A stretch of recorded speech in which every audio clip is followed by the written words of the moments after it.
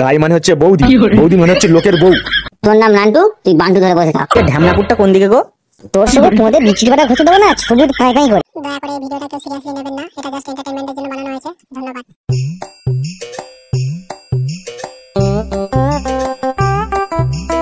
ও কাকা কি করছো? আর ভাইপো কি করবো, এই বসে বসে গান ফাটা খবরগুলো পড়ছি। তোমার সেই ইঁড়েটা কি করছে? আর ভাইপো ওর কথা আর কি বলবো, ছেলেটা তো কোনো কাজ বাজ করে না, সারাদিন শুধু ঘরে শুয়ে শুয়ে শুধু হ্যান্ডেল মারে।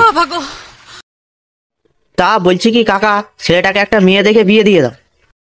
আরে বিয়ে তো দেবো, কিন্তু আমার ছেলের গাই পছন্দ। বলেন কি? গাই মানে কাকা ঠিক বুঝতে পারলাম না তো।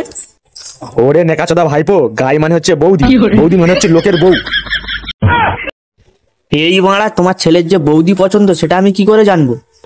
জেনেই যখন গিয়েছো, এখন একটা উপায় বার করে দেখি নেকাচোদা ভাইপো। একটা কাজ করো কাকা, কাল থেকে ওকে আমার সঙ্গে কাজে পাঠিয়ে দাও, তারপরে আমি ওর একটা ব্যবস্থা করছি, দেখছি কি করা যায়। এই ঘেড়ে, এই মারা ওঠ, কাজ যাবি না? কে রে সকাল সকাল বড়া গাঁড় জ্বালাতে চলে আসলো? চোখ খুলে দেখ, আমি নান্টু। তোর নাম নান্টু, তুই বান্টু ধরে বসে থাক। এই মারা কি রে বিচি টিপে থাকলে উড়ে পড়া লাগছে রে। ওঠ মারা, নয়তো টিপে ধরে রাখবো, ছাড়বো না কিন্তু। এই মারা উঠেছি, এইবার ছাড়। কাজে যাবি তো? না, যতদিন না বিয়ে করছি কাজ আমি করবো না। চল তোকে আজকে একটা মেয়ে দেখিয়ে নিয়ে আসি। বলিস কি রে, বৌদি নাকি? আরে না না, বৌদি না, একটা মেয়ে আছে, চল।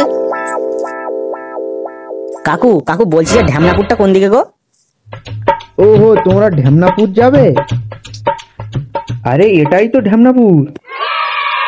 ও আচ্ছা, ঠিক আছে কাকু, গেলাম তাহলে।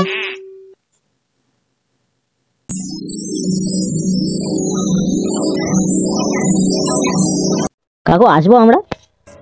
এই বাবা চোদা, তোরা কারাতে দুপুরবেলা গাঁড় জ্বালাতে এসেছিস? আমরা এসেছি বালপাড়া থেকে। কি বাল শিখতে এসেছিস? আমরা এমনি আসিনি, আমরা এসেছি মেয়ে দেখতে।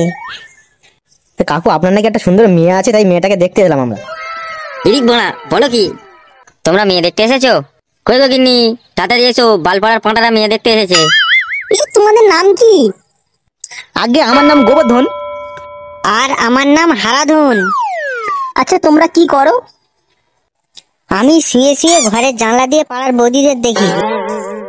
আর এ আমার দাদা সোনাগাছিতে দালালি করে। কই মেয়েটাকে তাড়াতাড়ি নিয়ে এসো দেখি, আমার আর সহ্য হচ্ছে না। বেরো বোকাচোদা, ঘরে মোবিল দিয়ে না কুকুরদের পুনঃ হারাবো। কাকু তোমার কথা ভুল হচ্ছে একটু বুঝতে। এই শুয়োরের বাচ্চা, বাড়ি থেকে বেরো। বলছি শাশুড়ি মা, একটু বসে একটু আলোচনা করলে হয় না? তোর সঙ্গে তোমাদের বিচির বাটা ঘষে দেবো না, ছবি কাঁই কাঁই করে। কি হলো, তোরা যাবি না? আমার পায়ে থেকে জুতোটা খুলতে হবে। আচ্ছা ঠিক আছে, চলে যাচ্ছি।